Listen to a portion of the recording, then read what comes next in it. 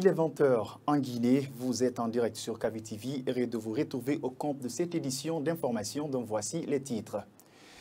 Le premier coup d'envoi des pèlerins guinéens a atterri dans la matinée de ce mercredi, peu avant 9 h, à l'aéroport international Ahmed Sékou Touré de Conakry, avec 343 pèlerins à son bord après un mois de pèlerinage. À la Mecque, les pèlerins affirment avoir bien accompli leur devoir religieux. Vous les entendrez dans ce journal.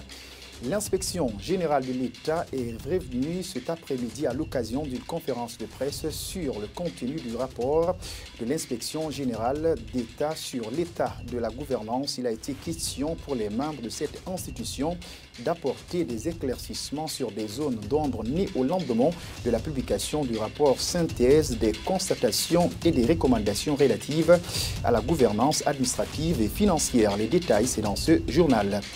Des habitants de Fassia Centre dans la préfecture de Koya ont manifesté ce mercredi contre le manque d'électricité dû à la panne du transformateur depuis plus d'un mois. Reportage à suivre dans ce journal. C'est tout pour les titres, les détails, c'est dans un instant. Bonsoir et bienvenue. À la une de l'actualité, le premier convoi des pèlerins guinéens a regagné Conakry ce mercredi après un mois de séjour sur la Terre Sainte. Les pèlerins ont affirmé avoir accompli leur devoir religieux. Ils ont aussi mentionné avoir prié pour la paix et la quiétude sociale dans le pays. Ansoubaïlo Baldé était à l'aéroport Ahmed Sékou Touré.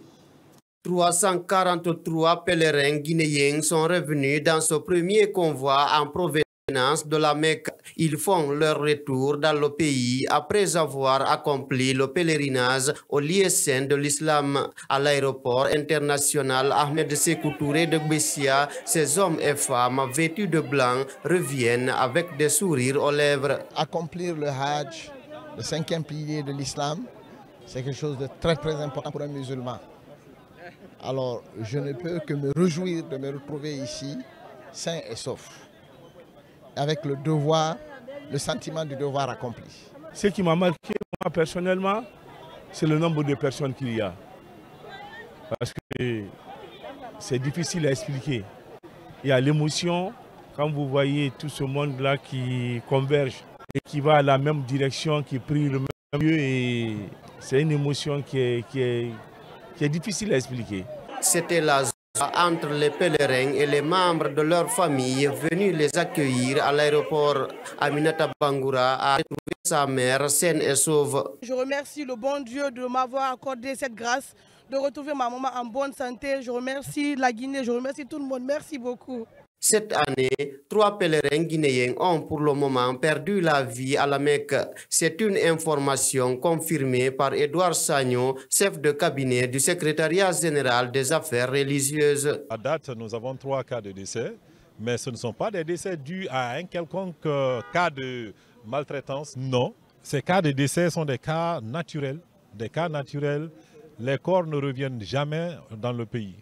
Plus de 10 000 Guinéens ont effectué le pèlerinage au compte de l'année 2023. Ceux-ci ont été à la Mecque pour accomplir le 5e pilier de l'islam. Ansoubaïlo Baldé, il faut rappeler que les autorités gouvernementales dirigées par le Premier ministre étaient à l'aéroport pour accueillir ces pèlerins. Le ministre des Transports, Félix Lama, a pris la parole pour exprimer sa satisfaction de retrouver ces fidèles musulmans suivis. C'est tout à fait une joie pour nous de les accueillir aujourd'hui à leur arrivée. Quand ils partaient, nous étions là également pour leur dire au revoir. Donc ils sont partis en bonne santé, ils sont revenus en bonne santé.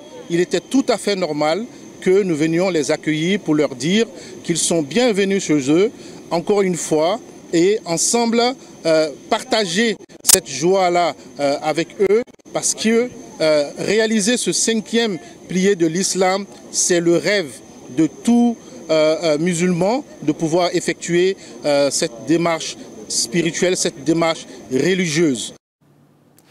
Éducation. Dans cette édition d'information, les résultats du brevet d'études du premier cycle session 2023 sont connus depuis lundi. 34,5%, c'est le pourcentage de cette année. Contrairement à l'année précédente, Elhadj Mamadou Riba des écoles Les Écureuils est sorti premier de Conakry. Dans la famille du jeune homme, l'émotion règne toujours. Mamaïsata Tawel Kamara. El Hadj Mamadou Wouriba est le premier de Conakry au compte du brevet d'études du premier cycle. Âgé seulement de 15 ans, ce jeune homme a mis toute son énergie dans les études qui sont d'ailleurs ses secrets de réussite. Il vit avec ses tuteurs depuis plus de 9 ans. Wouriba rêve de faire de grandes études. Malgré les stress de l'examen, il dit avoir su affronter les différentes épreuves. L'heureux lauréat est toujours dans l'émotion. Je suis très heureux d'avoir bien travaillé pendant cet examen du BEPC 2023. Je remercie toute la famille, les encadreurs ainsi que le bon Dieu. Moi, je ne faisais qu'étudier depuis le début de l'année. Je révise toujours la dernière leçon. Alpha Baldé est le tuteur de ce jeune homme. Selon lui, Mamadou Wouriba est un enfant exemplaire dont sa réussite n'a pas été une surprise. D'abord, il faut le féliciter. Et comme tous les autres qui sont admis, et demander à ceux qui ont échoué cette fois-ci de persévérer pour que l'année prochaine ils puissent réussir leurs examens. C'est le fruit du travail. Ce garçon, il a toujours été très sérieux, très discipliné, très travailleur. Très honnêtement, on n'a rien à lui reprocher depuis qu'il vit avec nous, ça fait de longues années. Je lance aussi un appel au gouvernement guinéen afin qu'ils mettent l'accent sur l'éducation. Sur l'éducation en Guinée, c'est extrêmement important.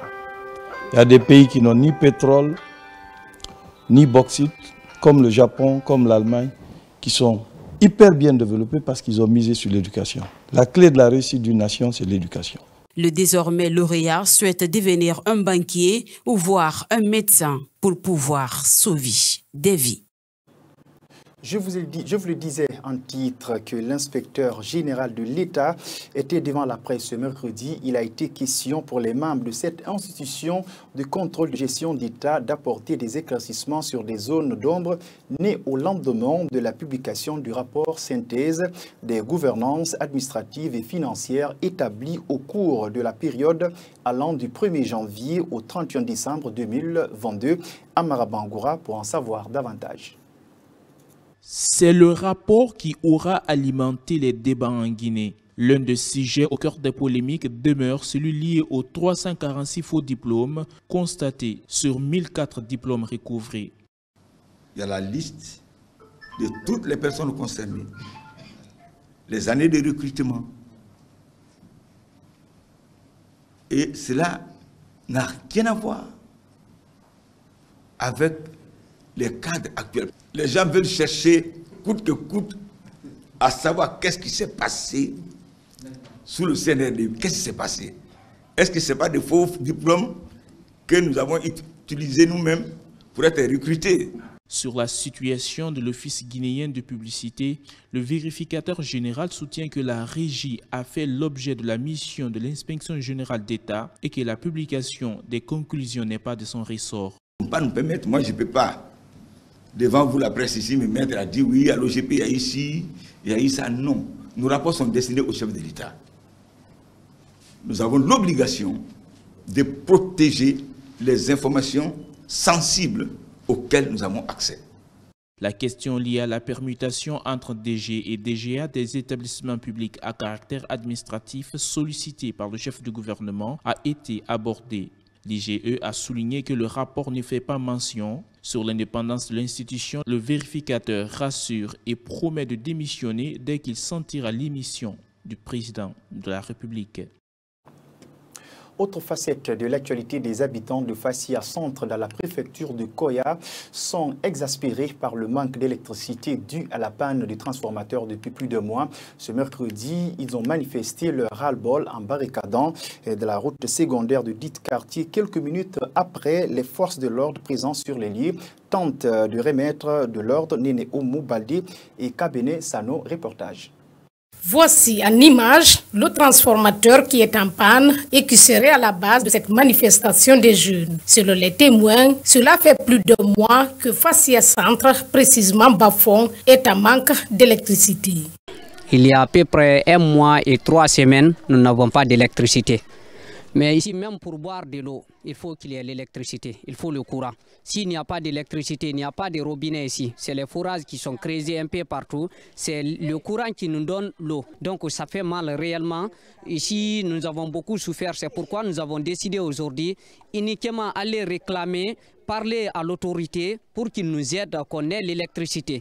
Ce manque de courant électrique a un impact négatif sur l'activité économique de plusieurs habitants de Fassia Centre. Cette jeune fille vendeuse de bonbons bissap est très irritée. Ce manque d'électricité joue énormément sur son commerce. Moi, ça m'a fait beaucoup mal. J'ai congélateur, je vends bissap, les guinja, je prépare sauce, je mets dans le congélateur, mais je ne gagne rien. Tout ça, c'est gâté. Depuis ce jour, c'est un mois maintenant comme ça. On ne voit pas courant. De Fassia Centre jusqu'au bas-fond, les manifestants expriment leur mécontentement face aux engagements de la Société d'électricité de Guinée et EDG. Le transfo là avait pété 2 fois. Quand le transfo a pété, on a signalé ça à la commune et à l'EDG. On a signalé ça à l'EDG. Quand on a signalé ça, ça a resté plusieurs semaines sans qu'il n'y ait pas eu d'intervention. On a essayé de sensibiliser les gens, la jeunesse, mais on n'a pas pu. Malgré l'intervention de la police et de la gendarmerie, les manifestants ne décolèrent pas, comme pour dire qu'ils ne sont pas prêts à baisser les bras tant que ce problème de manque d'électricité n'est pas résolu. Au moment où nous quittions les lieux, les manifestants étaient toujours dans la rue.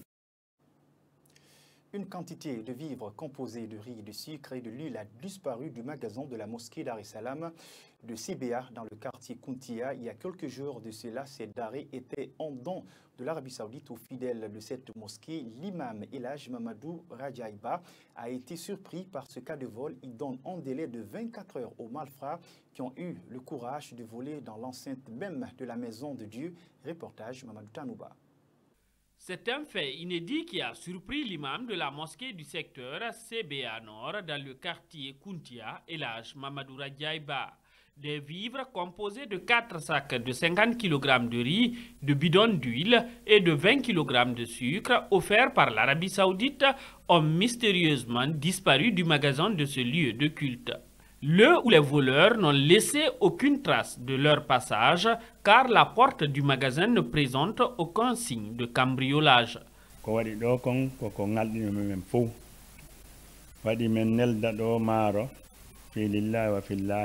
Ce cas de vol a surpris tout le monde ici. Il s'agit d'un don à riz en sucre et en huile. Le voleur a emporté tout, il n'a rien laissé. Et ce qui est surprenant, la porte n'a pas été endommagée, le mur n'a pas été défoncé non plus. Les vivres étaient repartis en 3 lots. Il y avait pour les personnes âgées, les jeunes et les femmes. Les personnes âgées avaient partagé 6 sacs de riz entre elles. Il restait pour les jeunes et les femmes de la mosquée. Mais puisque c'était à l'approche de la fête de Tabaski, ensemble ils ont décidé d'attendre les jours à venir pour se partager les 4 sacs de riz qui restaient et les autres d'arrêt. Mais malheureusement, tout a disparu sans qu'on ait des traces.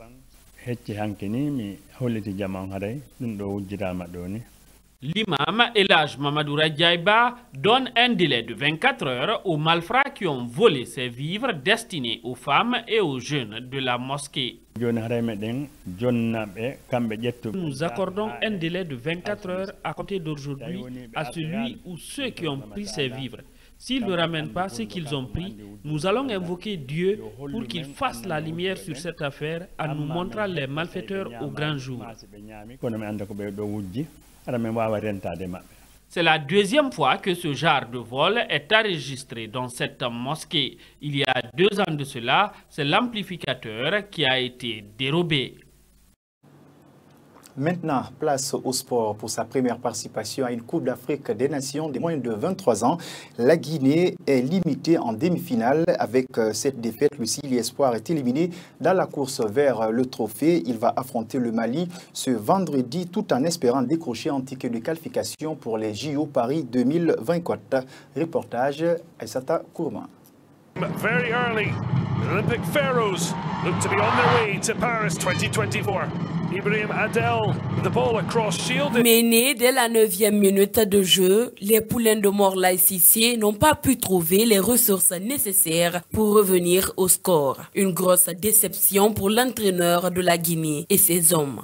Kouria se reface, qui a beaucoup d'expérience dans cette compétition et a essayé vraiment après ce but de casser le rythme, de nous endormir et de gagner le temps à sa façon. Donc ils ont l'habitude de cette compétition, on le savait. On connaissait exactement que l'issue du match allait se jouer sur ce genre de détails.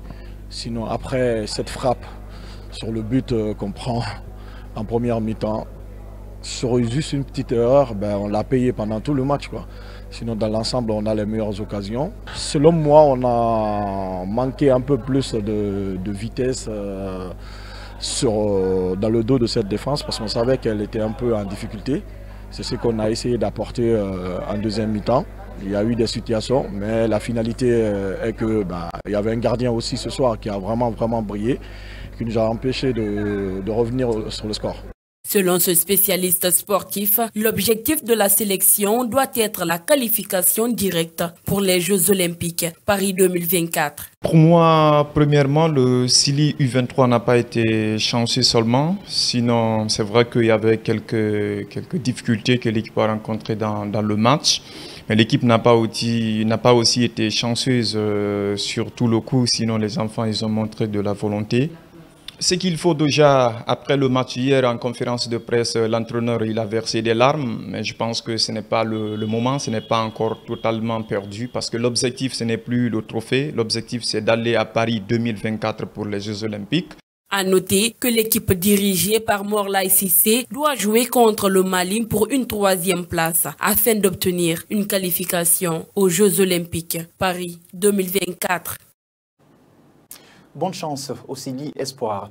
Ainsi prend fin cette édition d'information. Merci à tous de l'avoir suivi. L'information continue sur notre site web, le www.siaminfo.com ou sur les réseaux sociaux Kavi Média. Et au revoir.